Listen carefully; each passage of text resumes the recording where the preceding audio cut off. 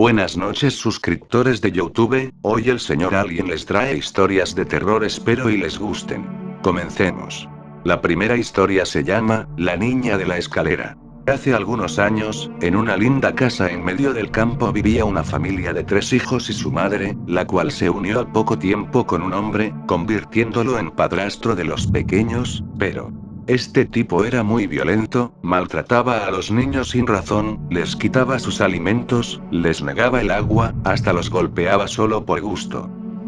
Aunque trataba muy mal a los 3 niños, parecía tener un odio mayor por la hija de 10 años, a quien golpeaba de forma más salvaje. Llegó un día hasta el punto de arrojarla por las escaleras y la pequeña murió al momento. Para no enfrentar el castigo por lo ocurrido, el resto de la familia huyó a alguna ciudad que se desconoce. La casa pasó a manos de otra familia, que duró poco tiempo en ella, pues escuchaban a menudo la voz de la pequeña pidiendo ayuda. Las siguientes personas que habitaron esa casa, se quedaron el tiempo suficiente para escucharla llorar y gritar en medio de la noche, hablando cuando la gente estaba de espaldas y al voltear no veía nada. También golpeaba en ocasiones la puerta para pedir un poco de agua, pero lo más inquietante de su presencia, era cuando se paraba en la escalera, pues no se sabe si estaba cuidando a los demás para que no cayeran, o a propósito aparecía para tirarlos como lo hicieron con ella y corrieran su misma suerte. Siguen sin conocerse sus intenciones, pues hasta el momento el hecho de verla, para muchas familias ha sido suficiente y la casa ahora permanece abandonada porque esa niña estará ahí por siempre. La siguiente historia se llama, Lienzo humano. El cirujano plástico Tomás era un genio en lo que hacía. Cientos de ricachonas satisfechas que salían de su clínica más tersas que la superficie de un melón le dejaban una buena factura y sus lorzas en sus manos. Desfiguraciones por accidente, injertos de quemados, trasplantes de piel, liposucciones. Era un buen maestro en todo lo que hacía, pero estaba obsesionado con su singular Everest: la simetría. Su carrera no le había dejado espacio para tener hijos, pero lo compensaba con cochazos de competición, mansiones, chalets a pie de playa. Su mujer era la más bella de la ciudad según las revistas de moda. Claro que la belleza no escondía secretos para el buen doctor, e hizo de su mujer la musa de muchos y la envidia de muchas. Tomás sentía como el reloj de la vida no se podía detener. Arrugas, flacidez, caída de las carnes y recolocamiento natural de las grasas. Cada vez que la miraba sentía la necesidad de completar su obra, de ganar en el pulso al paso del tiempo. Una buena mañana, después de que la cafeína del café se hubiera ido por el retrete para que su pulso como siempre fuera perfecto, volviendo a operar la nariz de su esposa, se percató que con cada respiración, con cada latido, las microimperfecciones de cada golpe de bisturí afeaban el acabado de su trabajo.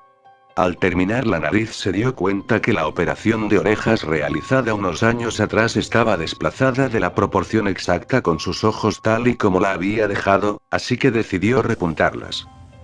Las venas y capilares de su cuello, por muy lento que bombearan, no dejaban de hacerlo, y con cada latido el cirujano se ponía aún más nervioso, tan nervioso que en un ataque de ira la apuñaló con el bisturí muy firmemente y varias veces en el corazón, hasta que este dejó por fin de latir. ¡Qué maravilla! Todo salía perfecto, cada corte, cada puntada, cada injerto fría como el mármol y ya sin ningún tipo de sábana protectora de infecciones o tubos de mantenimiento vital. Era como la jodida arcilla de Donatello antes de finalizar sus obras de noble bronce. No tenía que limpiar después los cortes ni las heridas con yodo, y la falta de sangrado hacía que el trabajo fuera impecable. Gracias al rigor mortis de los músculos pudo moldearlos a placer y sujetarlos en su posición perfecta al hueso. Cuando el rigor mortis pasó, podía doblar las articulaciones para dejar un acabado perfecto. De pies a coronilla. Su esposa de 40 años parecía tener 20. La completó con tejidos desechados de otras pacientes que guardaba congelados en la cámara de donantes. Ni se notaba las puñaladas en el corazón, no se veía ni un solo punto de sutura. Pero ¿qué haría ahora con su obra? Otro genial momento de inspiración rápida, le llevó a conservarla con nitrógeno en su clínica. Tenía una cámara estanca que podía albergar un cuerpo entero. Tomás era consciente de que un solo fallo en aquella cámara supondría el fin de su obra maestra. Así que con las mismas decidió encontrar el método de conservación perfecto y estático que colocara a su obra a la altura de la Gioconda o el David. Desgraciadamente la ciencia aún no podía darle lo que buscaba. Ningún método la mantendría para siempre así de perfecta. Con la fortuna ganada de toda una vida extirpando impurezas empezó a recorrer el mundo hablando con científicos de buena y mala praxis. Químicos, físicos, otros médicos, incluso matemáticos, nada. Nadie tenía respuesta. Cada vez más agotado y más loco debido a los años de intensa búsqueda de su obsesión, empezó a consultar antiguos manuscritos. Y otra mañana, en la que la cafeína del café se fue evaporada por la arena del desierto, la expedición arqueológica que financiaba dio su fruto en Egipto. Unas momias perfectas le llevaron a la pista de un antiguo manuscrito, más antiguo que las pirámides. Era difícil de traducir por los expertos, pero era muy claro. Una vez reunidos los ingredientes que llevaron varios años en reunirlos, sacó del congelador a su mujer perfecta y una vez descongelada embadurnó su cuerpo con el extraño potín de nada. No pasaba nada. ¿Cómo podía haber caído tan bajo? Fiarse de un mejunje de vieja brujería había estropeado el logro que lo completaba, el logro de su orgullo. Con el cuerpo empezándose a descomponer en la mesa de operaciones envuelto en una masa azul que olía a cilantro, el buen doctor Tomás se reía a carcajadas totalmente borracho en la esquina de la sala de operatorios. Se reía de cómo se había dejado seducir por un cuento de hadas, y con las mismas, riéndose notó que tenía en el bolsillo una copia traducida del antiguo manuscrito. Con la carcajada de su metedura de pata se levantó tambaleante y medio vomitando y puso las manos encima del cuerpo de su esposa mientras recitaba a modo de chiste las palabras traducidas del manuscrito. Ya daba igual todo, ahora era un hombre destrozado. Tomás perdió el equilibrio cuando la masa azul se calentó tanto que empezó a humear y a convertirse en una especie de resina negra que empezaba a derretirse en el cuerpo de su difunta esposa que empezaba a convulsionarse. El doctor estupefacto retrocedió muy despacio hasta dar con la pared y luego se dejó caer sentado en el suelo mientras no dejaba de mirar lo que pasaba y de escuchar los grotescos sonidos de un cuerpo que parecía estar empezando a funcionar de nuevo. Así es como su esposa con movimientos suaves y gráciles volvió a ponerse en pie con su cuerpo cubierto de humeante materia negra que goteaba. Tomás no se lo podía creer, su esposa era la mujer más bella y hermosa que el mundo jamás podría copiar. El doctor estaba sentado en el suelo tranquilo, sonriente, realizado mientras su mujer se acercaba a él con los pasos más lindos jamás vistos por el ser humano y dejando unas huellas negras como el alquitrán, y en su oído, con la voz más dulces que unas cuerdas vocales perfectas pueden ofrecer, muy pegada a la yugular, le dijo: "Gracias por darme la vida de nuevo, ahora necesito la tuya para seguir viviendo". La siguiente historia se llama, La historia escalofriante de Nadia. Nadie sabía exactamente cuál era la vida de Nadia desde la muerte de su madre. Apenas tenía 8 años cuando ella falleció. Era hija única, vivía en una zona alejada y al quedar sola con su padre fue también como quedar sola en el mundo. No tenía parientes cercanos que vivieran cerca a su casa. Su único contacto con la sociedad eran sus idas y venidas de la escuela. Nadia era una niña alegre y muy sociable, al menos lo fue hasta perdió a su madre, luego poco a poco su sonrisa se fue marchitando como se marchitan las flores, a los 12 años era imposible verla sonreír.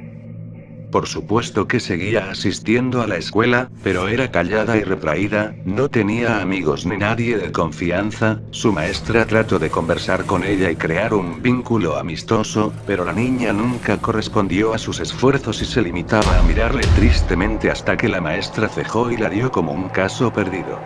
¿Con quién vivía Nadia? Pues con el único pariente cercano que le quedaba en casa, su padre. ¿Y cómo era su padre? Nadie habría querido responder esta pregunta, quizá alguna persona habría comentado que era un hombre taciturno y sin amigos, pero no era solo eso, era un hombre que aparentaba ser tranquilo, realmente dentro de sí bullían todas las pasiones, y no precisamente las más inocentes. Se rumoreaba, solo era un rumor, que en su juventud se dio a la vida disipada cuando vivía en la ciudad, drogas y malos amigos, trasnoches y malos caminos. Se rumoreaba también que golpeaba a su esposa. Pero el rumor que ya nadie se atrevía siquiera a pensarlo era de qué vivía. Nadie le conocía trabajo, siempre lo veían sentado en su puerta sin hacer nada. ¿De dónde sacaba el dinero para sobrevivir junto a Nadia? Por último, ¿dónde vivía Nadia? Imagínense una selva amazónica y umbría. Vivían en una región de la selva amazónica, en una pequeña y alejada parcela que heredó la madre de Nadia de sus padres. Para llegar a este lugar sombrío, donde se estableció la pequeña familia esperando trabajar y prosperar, había que viajar por herrumbrosas carreteras, horas y horas de viaje, luego cruzar un río caudaloso y finalmente caminar por un estrecho sendero subiendo y subiendo por una montaña. Así es como viven las personas que se dedican a la producción de café y cacao. Pero regresemos a Nadia, a la pobre niña sin sonrisa. Nadie supo nunca, o al menos hasta el momento en que sucedieron los hechos, cómo era la vida de Nadia. La veían ir a la escuela, la veían sentada a la puerta de su casa, la veían caminar por el sendero. Y de pronto, cuando ella cumplió los 16 años, nadie la vio más. Los más valientes que se atrevieron a preguntar al padre dónde se encontraba la adolescente, obtenían siempre la misma respuesta: Nadia se fue a la ciudad a vivir con unos parientes lejanos, estudiar y forjarse un futuro, y nadie tampoco podía preguntar más a ese hombre taciturno.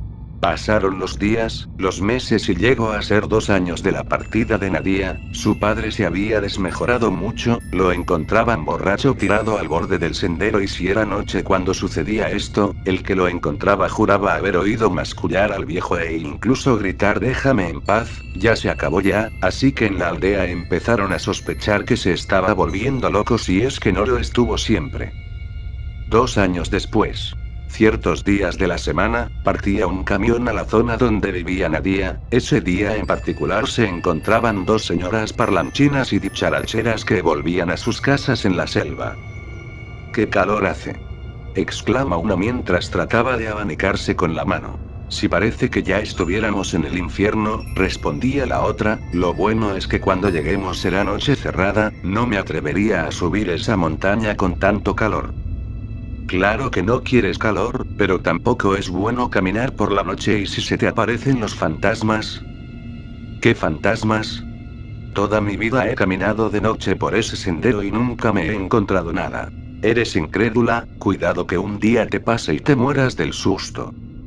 Nada, aquí no pasa nada. En ese momento al camión subió una última pasajera, cabello largo y suelto, delgada como una palmera, hermosa y seria.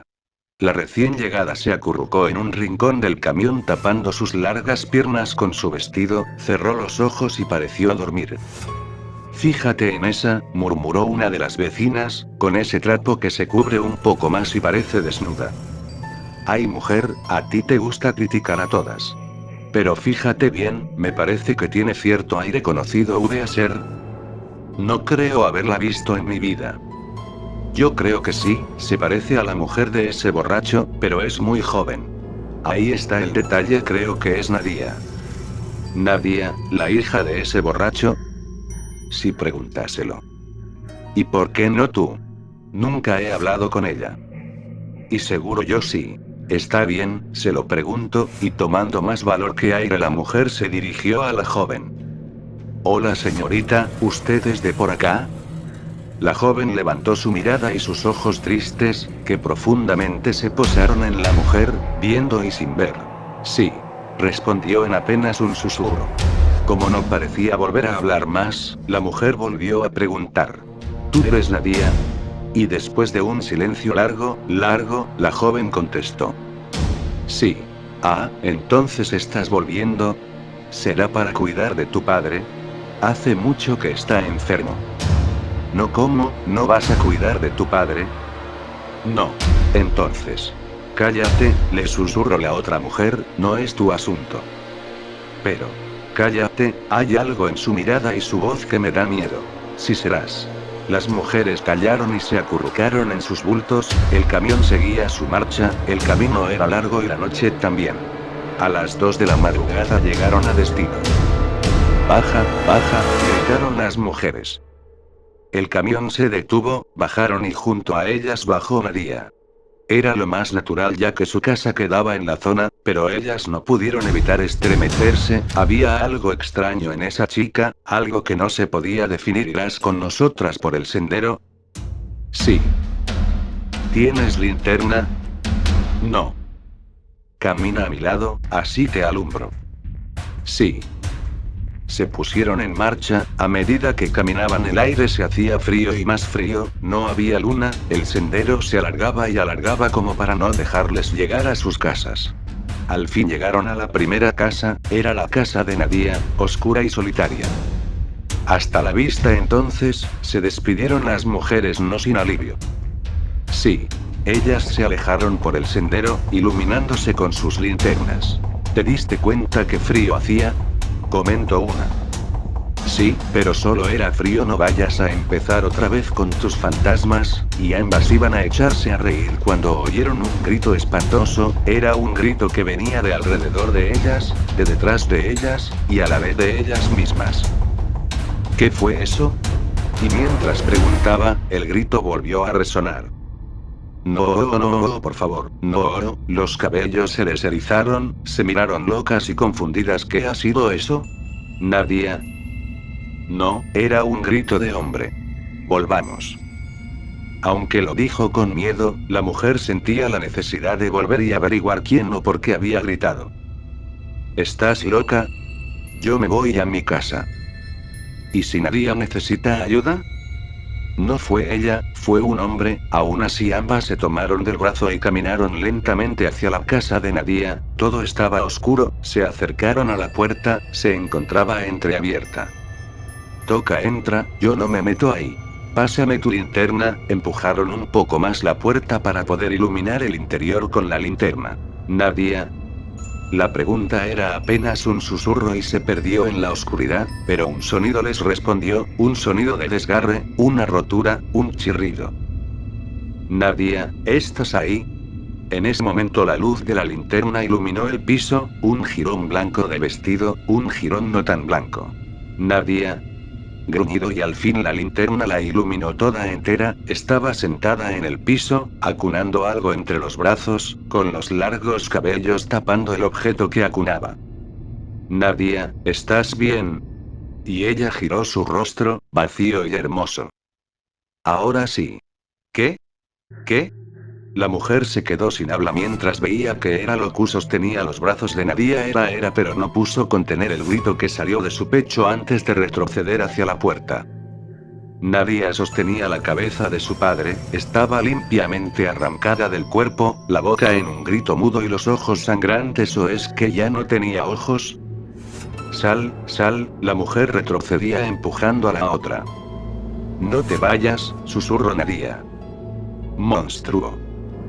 No, yo no lo soy, pero mi padre sí.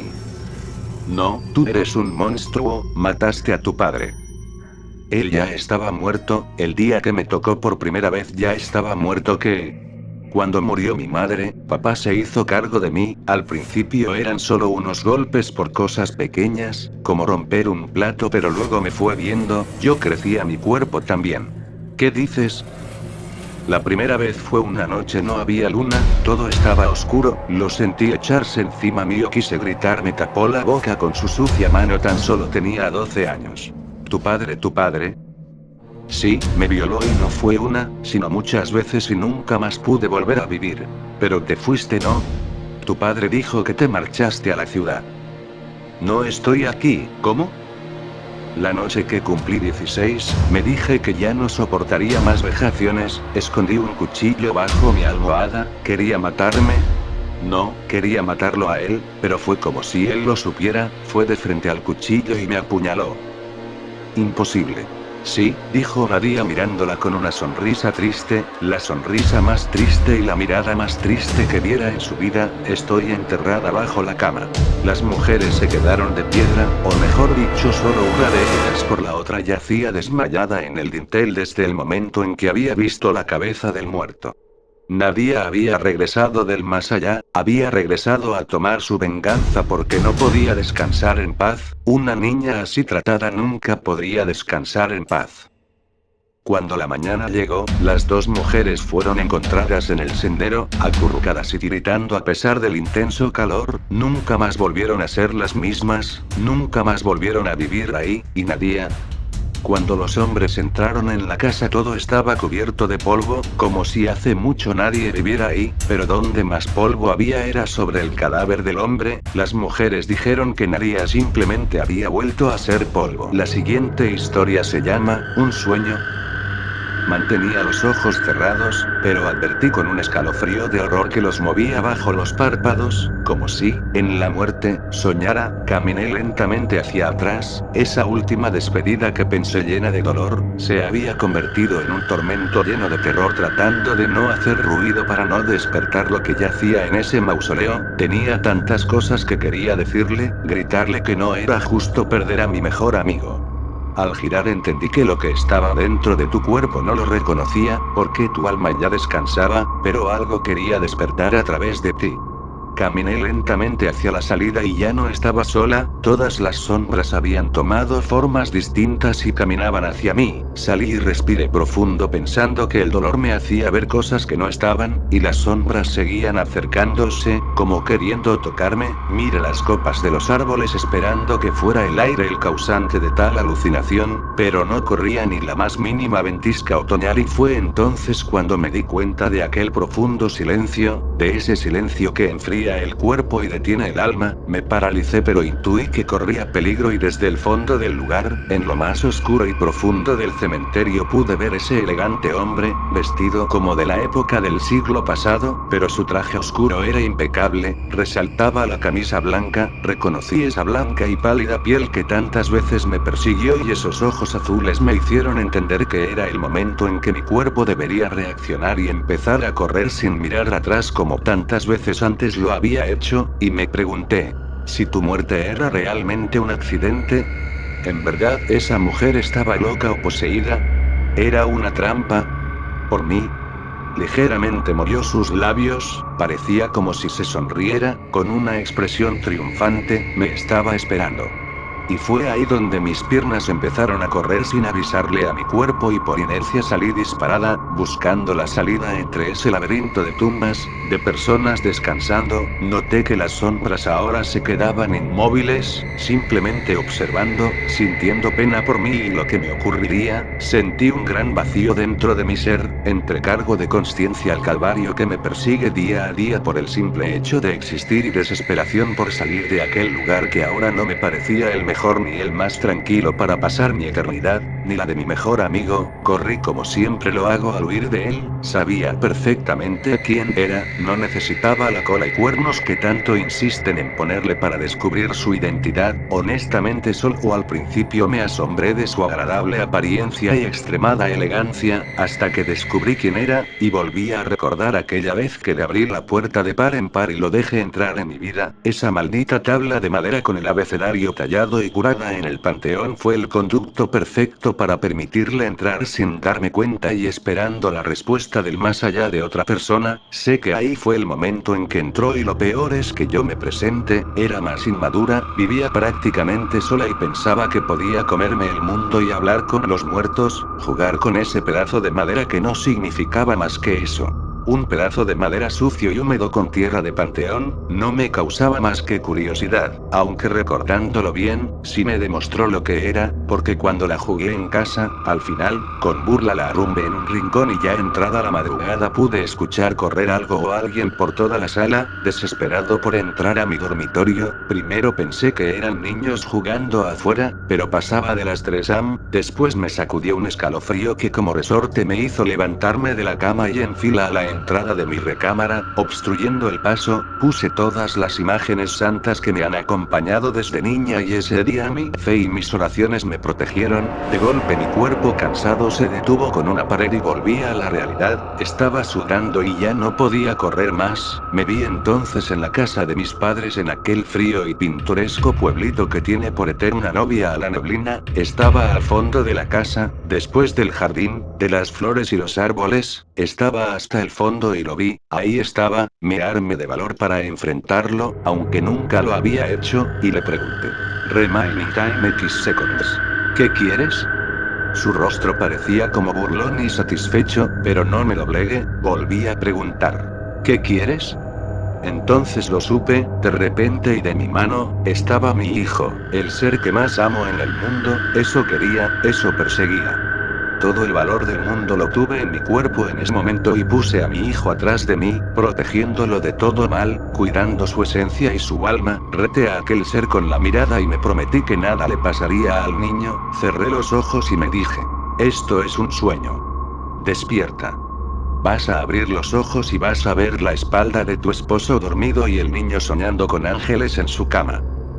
Al abrir los ojos estaba él, sus profundos ojos azules llenos de maldad y de vacío. Aún los recuerdo, eran inexplicables, consumidos por almas y dolor que le llenaban de vida. Ahora la sonrisa se había borrado de su rostro y estaba lleno de ira, y entendí que no podía tocarnos, no podía porque pertenecemos a un ser superior que él. Nuevamente cerré los ojos y al abrirlos vi la espalda de mi esposo, pero mi cuerpo estaba completamente inmóvil y escuché como mi hijo cayó al suelo, como si lo hubieran jalado y tirado de la cama que tenía una protección para que no se cayera, y por lo mismo jamás le sucedió algo así. Como pude, le grité a mi esposo que fuera a ver a mi hijo, lo levantara y lo persignara. No sé cómo se veía mi semblante, que inmediatamente al mirarme, verme inmóvil y contorsionada, despertó de golpe y corrió al siguiente cuarto a levantar a mi pequeño.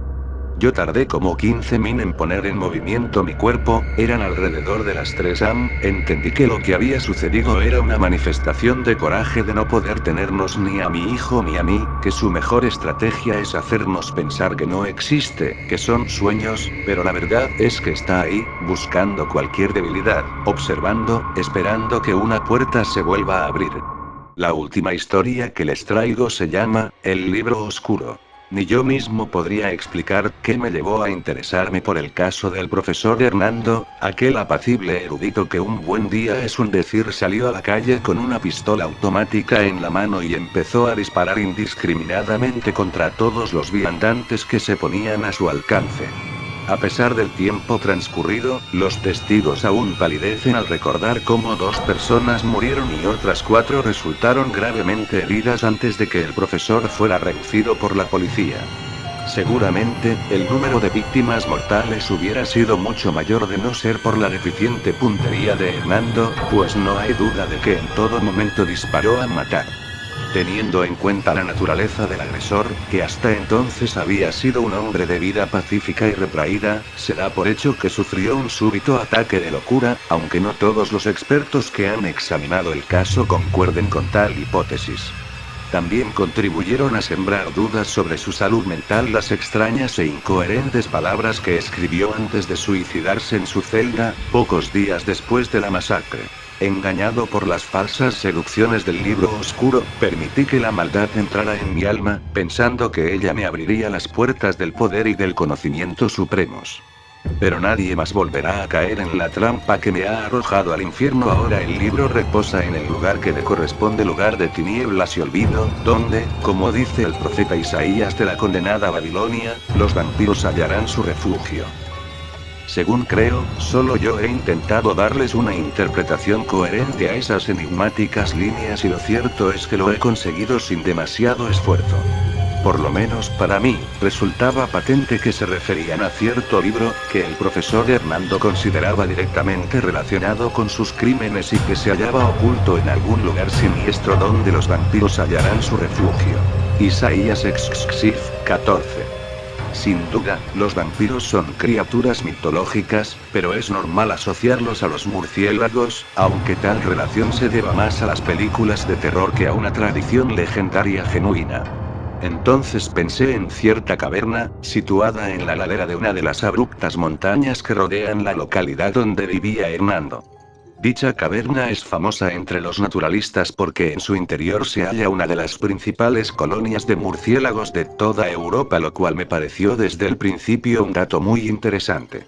También me pareció revelador el hecho de que la cueva, pese a hallarse relativamente cerca de la villa, casi nunca reciba visitas, pues, además de ser un lugar realmente siniestro y de difícil acceso, los gases producidos por las deyecciones de los murciélagos hacen el ambiente casi irrespirable.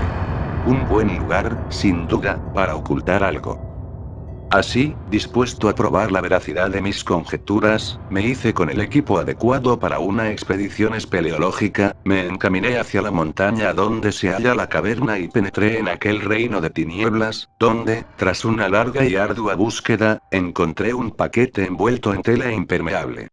Tras asegurarme de que aquel paquete contenía el objeto de mi búsqueda, retorné al mundo exterior y, tras un breve descanso, examiné con suma atención aquel viejo volumen de tapas negras y páginas amarillentas, que Hernando había llamado el libro oscuro. Al reconocer la verdadera identidad del libro, recibí una sorpresa tan grata como turbadora, pues, aunque había oído hablar de él en numerosas ocasiones, hasta entonces había considerado su existencia una mera leyenda. Se trataba de un ejemplar íntegro, quizás el único que quedaba en el mundo, de la edición francesa de la Lacif, financiada por el conocido ocultista Collin de Planque, impresa clandestinamente en París a mediados del siglo XIX. Como domino la lengua francesa, no tardé en sumergirme con verdadera pasión de bibliófilo en las enrevesadas líneas de aquel libro diabólico, acaso el tratado de magia negra más temido de todos los tiempos, cuya versión original había sido redactada en árabe durante la Edad Media, y que durante siglos había circulado en secreto entre los magos del Oriente y los hechiceros de la Europa medieval, pese a que su lectura había sido terminantemente prohibida por las autoridades religiosas de cristianos y musulmanes. Me bastó con leer un par de páginas para comprender por qué el profesor Hernando había disparado contra personas inocentes a las que ni siquiera conocía y qué esperaba obtener a cambio. El libro oscuro demostraba, con argumentos irrefutables, que la verdadera esencia del universo es el mal y que los sostenes de toda realidad, en especial de la naturaleza humana, son el pecado y la destrucción. Por el contrario, aquellas cosas que nosotros consideramos fuente de vida, como el amor o la felicidad, apenas tienen importancia en el verdadero esquema de las cosas. De hecho, apenas existen, solo son finísimas películas de grasa flotando sobre un océano de profundidad inconmensurable, o efímeros chispazos de luz que alteran durante un instante la negrura de una noche eterna y luego se desvanecen para siempre. Como consecuencia de todo ello, el hombre sabio es aquel que renuncia a esas falsas ilusiones y une su alma a la fuerza primordial del universo, es decir, la maldad, que a cambio le otorgará poderes y conocimientos más allá de los límites ordinarios. Pero, si ello es así, ¿por qué el profesor Hernando no había recibido su recompensa por haber llevado el horror y la muerte a sus estúpidos vecinos? Entonces reflexioné y hallé la respuesta. Como ya he dicho antes, el difunto profesor había disparado contra personas inocentes a las que ni siquiera conocía. Aquel fue su error, el error fatal que deslegitimó su apuesta por el mal y le impidió acceder a la suprema sabiduría del infierno. Dice Jesús en el Evangelio de San Mateo: amad a vuestros enemigos.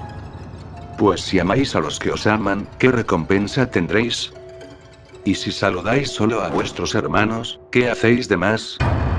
Y del mismo modo el mal, que, siendo más real que el bien, no puede ser menos exigente, dice: dañad a vuestros amigos. Pues si dañáis a los que os ignoran, ¿qué recompensa tendréis? Y si herís solo a vuestros enemigos, ¿qué hacéis de más? Por tanto, llevar el miedo y la muerte a personas desconocidas, como hizo el difunto Hernando, carece de todo mérito. Lo que hay que hacer es llevar el miedo y la muerte a quienes nos aman, nuestros amigos o, mejor aún, nuestros padres, hijos o hermanos, pues solo así se alcanzarán las verdaderas cumbres del pecado y el premio correspondiente. Así pues, yo, que no me he limitado a leer el libro oscuro con los ojos, sino que también he sabido interpretarlo con mi inteligencia, triunfaré donde el necio profesor Hernando fracasó miserablemente. El verdadero horror empezará pronto y yo seré su emisario. Pero antes, y por mucho que le pese a mi corazón de bibliófilo, debo deshacerme del libro oscuro para siempre, pues yo ya le he extraído toda su sustancia y no deseo que otros ojos se posen sobre él en el futuro. Nota del editor: aquí terminan las notas que escribió X, director de la Biblioteca Municipal de O, antes de asesinar brutalmente a toda su familia, esposa, padres e hijos. El psiquiatra forense se empeña en relacionar los crímenes con un claro caso de perturbación mental, aunque es posible que la historia del libro negro sea cierta. Se ha comprobado que el asesino había estado en la cueva de los murciélagos unas cuantas horas antes de la masacre y además se ha hallado en la chimenea del salón de su casa un amasijo de cenizas, que podría ser el resultado de la cremación del libro. El resto de la historia es bien conocido por el público, pese a que aún hay muchos puntos oscuros al respecto. Pocos días después de haber sido arrestado, X fue trasladado al hospital provincial, a raíz de unas anomalías orgánicas que habían empezado a manifestarse inmediatamente después de su detención y que exigían un examen médico imposible de realizar en la cárcel. Pero Décimo nunca llegó al hospital, sino que desapareció para siempre, dejando tras él los cadáveres horrorosamente mutilados de los dos agentes que lo custodiaban. Aún hoy resulta imposible explicar cómo un hombre de constitución física más bien débil, y que debía estar esposado, pudo eliminar de tal manera a dos guardias jóvenes, fuertes y bien armados, pero los hechos están ahí y, aunque no podemos explicarlos, tampoco podemos ignorarlos.